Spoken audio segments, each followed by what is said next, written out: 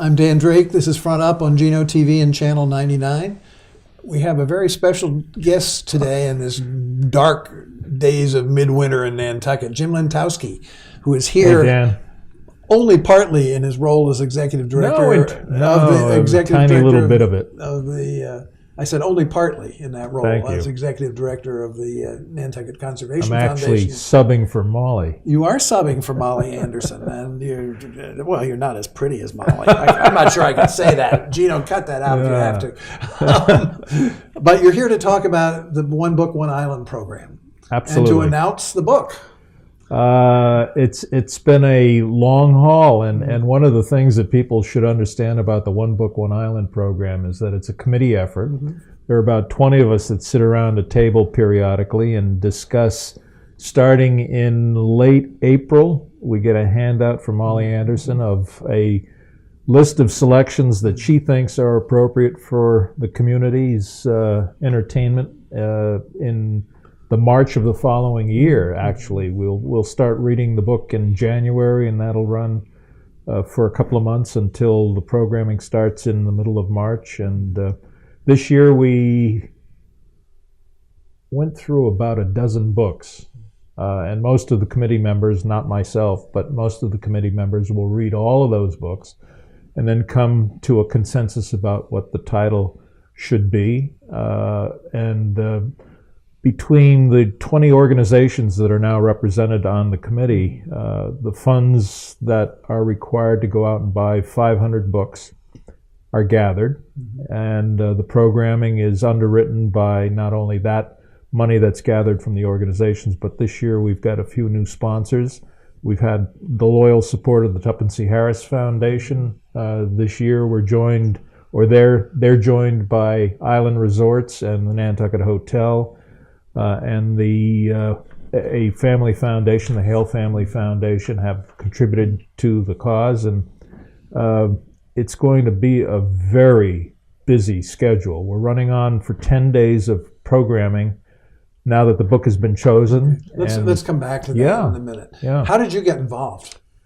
One of the founding organizations. We started this 12 years ago, 13 years ago. It was coincidental that we had a list of new executive directors come to the island. Mm-hmm. Bill Tramposh at the Historical Association. Gene Grimmer went over to the Egan Foundation. Right. Janet Schulte was at the Mariah Mitchell Association. Molly Anderson at the Athenaeum, and Michael May at the Preservation Institute, or at the Preservation Trust rather. And we got together and we started this as an opportunity to know each other better and get them introduced to the island. But we decided that we should have a program in the off season that would attract the community to come out of the woodwork, so to speak, at a time of the year when people had time to have fun with each other and learn something more than they had traditionally been occupied with during the winter season. And that's how it got started. So, can we tell our viewers what the book is? Oh, do we need a drum roll too? Well, I wish we had one, but I was just thinking about that. It's appropriate because the title of the book is called Transatlantic, and the author, Colin McMahon, is a noted Irish author. He's had a number of bestsellers. It's something that we thought was appropriate for a host of reasons. One of the underlying currents in the book is a flight, the very first flight from Newfoundland to Ireland, first transatlantic flight that was done in 1919. It wasn't solo though. No, it was, but it's a fascinating story. Then comes a period of discussion about Frederick Douglass's experiences as an abolitionist, moving for a period of time to Ireland and getting there at the time of the Irish famine, which was quite a story in itself. Yes. And then most recently, the troubles that were being experienced in Northern Ireland, in the Belfast area, and the involvement of Senator George Mitchell. So, getting back to the point of the beginning, I mean, one of the fun things that we will have involved this year is the airport. because of the transatlantic flight and the Vickers-Vimy. I don't think any transatlantic flights have ever left from the Nantucket airport. Maybe that gives us an excuse to start one. But it's fascinating how they brought this plane in pieces to Newfoundland, assembled it, and got it to fly across the Atlantic in 16 hours. And these guys, there's a dramatic story about how it was they found themselves in Ireland, in a place that they didn't expect to land, but and how the Irish people responded to it. They first greeted this plane when it landed and said, "Where have you come from?" And they said, "From America." And they all started laughing, thinking that it was a big joke. But in fact, these two gentlemen showed up unexpectedly. The Frederick Douglass part of the story is interesting because it has a Nantucket link to it. Frederick Douglass has been on Nantucket, or had been on Nantucket. And so that's a fascinating part of the story. And then Senator George Mitchell's involvement. One of our local year-round members of the community, John Stanton's actually done, as a filmmaker, has done a lot of work over in Northern Ireland, and he's going to bring some of his experiences to the programming that's going to take place in March. And the neat thing about it is the author, Colin McMahon, and Senator George Mitchell are going to be present on Nantucket via a Skype interview. They've both decided that they would love to participate in the programming, and Colin McMahon from New York and Senator Mitchell from Maine will be involved. In case people don't remember, could you just say a little bit more about Senator Mitchell and why he's important to this story? He was one of the principal negotiators to get the two sides in Ireland to the table, and after some very difficult negotiations, finally reach an accord to put the guns down and start getting along with each other. Not that it's been without problems since then, but it was a first and wonderful step. It's great. Well, I think it would be fun to have him here, even if it's virtually. Well, Janet Schulte, one of our committee members, took it upon herself to contact the senator and see if he might be interested, and we were all stunned that he said, "Sure, this sounds like it's something that I'd enjoy doing."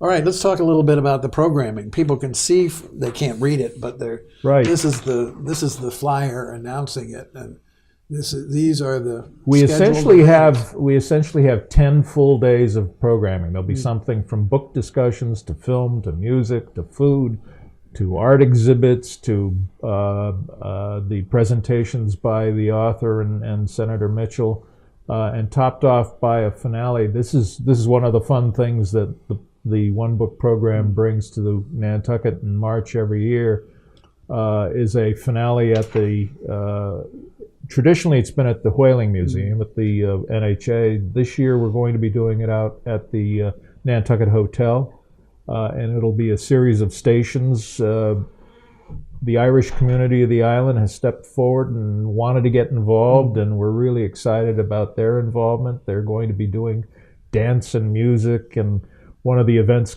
is going to have an Irish chocolate store, apparently something that they really get excited about, and so we're happy to be excited with them. Yeah, that's great.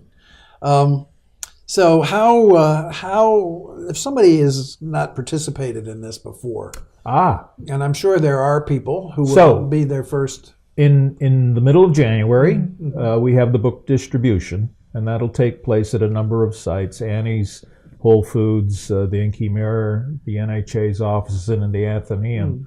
You can pick up a free book. The organizations have put together the funds necessary to purchase 500 books. And for a community the size of Nantucket at that time of the year, 500 books pretty well does it. disappear very quickly. And so in the last couple of years, we've asked people to recycle their books and bring them back to the Athenaeum or the other places that they picked them up. Read the book for a couple of months. So you'll have January, half of January and until the beginning of March.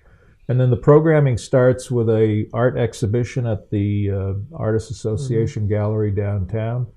It moves around town at a number of different venues, but all the events are free. So leave your cash at home and just come down and have a good time.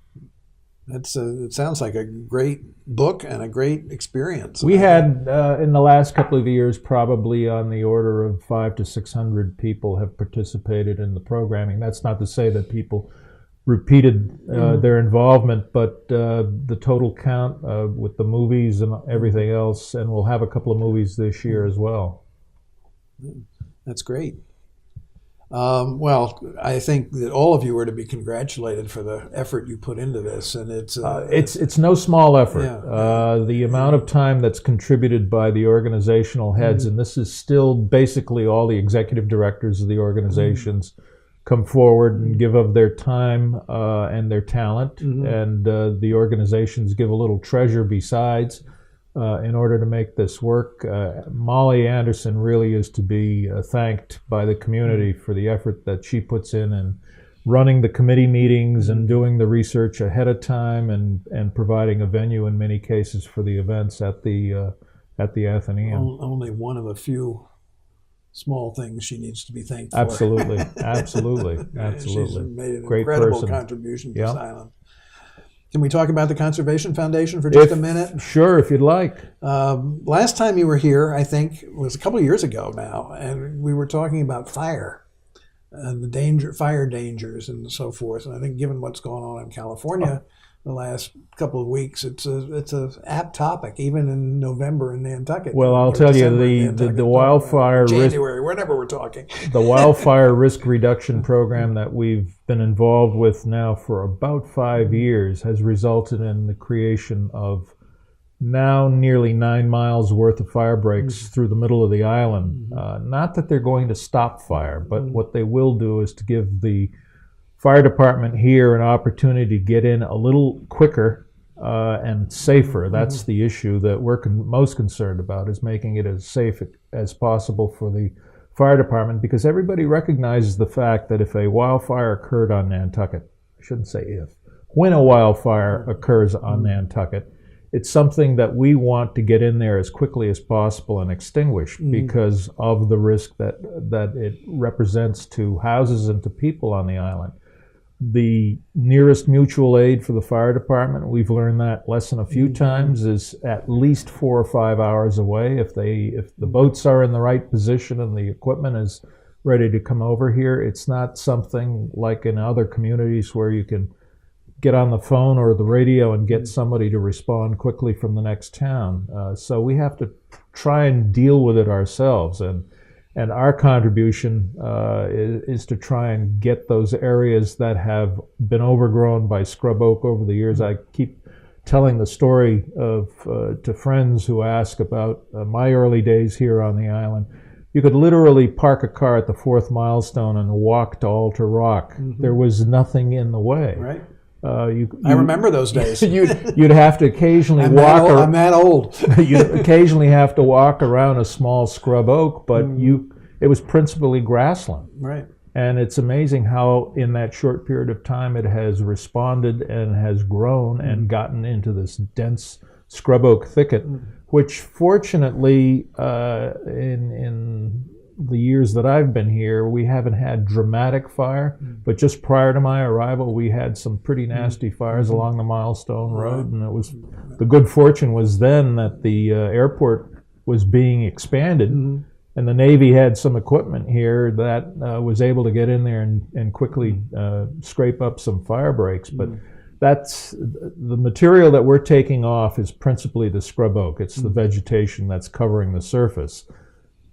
If we had a bad fire, we'd obviously want to get in there with the yellow machines. And it was the last episode that we had March about 2 years ago when a fire off the Milestone Road got out of control. It was by good fortune that the equipment that we have, which is an enormous piece of equipment that can cut through that scrub oak like slicing through paper, it had gotten out there the week before and was widening out Pout Pond Road, and it gave the opportunity for the fire department to bring in the large piece of equipment from the airport, which has the big nozzle on the roof, and was able to at least contain the fire. But it was still a pretty frightening situation. One guy in the backyard burning some trash in a barrel was responsible for burning off 35 acres. So the Conservation Foundation is still very strongly committed to this program. We're about, at this point, we're about, a half to 2/3 of the way through the program.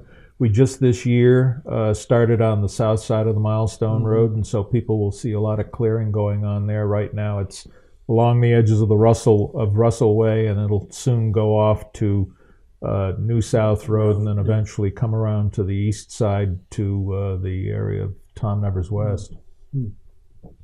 What else is going on at the Conservation? Organic cranberries at the Milestone Bog.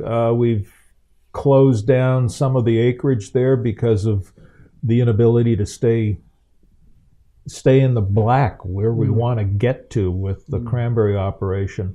The cranberry industry internationally now is in such tough shape that it's in such an oversupply condition that the prices... Everybody saw it as a good business to get into. Well, they thought it was, Yeah. and we've gone organic for a host of reasons, not just because it's the right thing to do for Nantucket, but it's also the place in the market where if people are interested in paying premium prices for the product, and actually most of our cranberries now are going up to Canada, where they're being processed into nutraceuticals, the little pills that people take in lieu of eating raw cranberries or cranberry products. They prefer to just take a pill that gets whatever nutritional benefits they can out of that Interesting. fruit. Interesting. I didn't know that. So we're part of the pharmaceutical chain now too. Actually, the company that is is purchasing the fruit that comes off the windswept cranberry bog that's been organic now for about 10 years, 11 years. That company was just recently acquired by a very large nutraceutical company in France. So much of what we send to Canada will ultimately get purchased by people in France and elsewhere in Europe and Japan. Fascinating. When you say organic, does that mean free of herbicides and pesticides too? No herbicides used on the bog. That's the major difference over the years. There were when you're in the traditional cranberry business, growing berries the traditional way, you're allowed to use certain chemicals that include herbicides to deal with the weeds that are in competition. Now it's all hand pulling, which dramatically increases the cost of producing the fruit. And so that's the balancing act that we have to deal with. We get a little bit more for the sale of the fruit, but it costs us considerably more to grow it and ship it. And that's been the ongoing problem with growing cranberries on Nantucket, is getting the berries off to at the a reasonable processor. price. Well, it's well over $100,000 in trucking and steamship authority. How many truckloads do you send a year? Do you know? In the best of years, it used to be about 65 truckloads. I've forgotten what it was this year. It was a pretty small crop this year, this past growing season. Interesting. What is happening out at the field station? Good things. Yvonne Valancourt, who is the new director, the managing director of the field station, Who works for UMass Boston, right? She's an employee of the University of Massachusetts Boston campus. She's had 26 years of experience working for the university there. She comes to Nantucket with an insider's view of the institution and is working hard to try, in conditions that are not very good in Boston, trying to make the Nantucket operation function well. She's reached out to numerous resources that she has to bring new faces down to Nantucket, not only people from the UMass program, but also other schools that she has contacts with. A lot of energy. The new field station laboratory is a great spot, which we're trying to attract off-island researchers to. The island researchers, the island science community is using that laboratory, and activity expects to pick up there in the next couple of months. Good. Well, it sounds like on all fronts you're busy. Foundation staff has been doing an incredible job. I think people don't realize that we've got 5 people that take care of 9,000 acres. That's about a third of the island is taken care of by 5 guys. Our science staff, permanent science staff of 4 scientists, are out there 12 months a year looking at the properties and trying to make decisions on how best to manage those resources that are truly rare here on the island. People don't appreciate, and we're trying to raise that level of appreciation of just getting people to understand that there are things that happen on Nantucket in the natural community that don't occur anywhere else. No, just in that context, totally irrelevant, but in that context, I was listening to something on the radio last night talking about the damage that is done to redwoods, trees, the giant redwoods, by people just walking around the bases of them. Interesting. Because the roots are so close to the surface. Right. That they get significant damage just from tourism. I had that conversation with somebody recently relative to the hunters that come to the island during the hunting season, and the fact that occasionally they wander off the road with their four-wheeled vehicles, and they look at it and they say, but that's just grass. Right. And in Nantucket, just grass isn't just grass. Just grass, that's right. Jim Lentowski, thank you so much. Hey, Dan, it's great to be here with you. We could keep talking, but the One Book, One Island program, which is what we're really talking about, is great, and I hope everybody participates. Exciting program with a lot of exciting programming to go along with it. Super. Terrific. Thank you, Dan.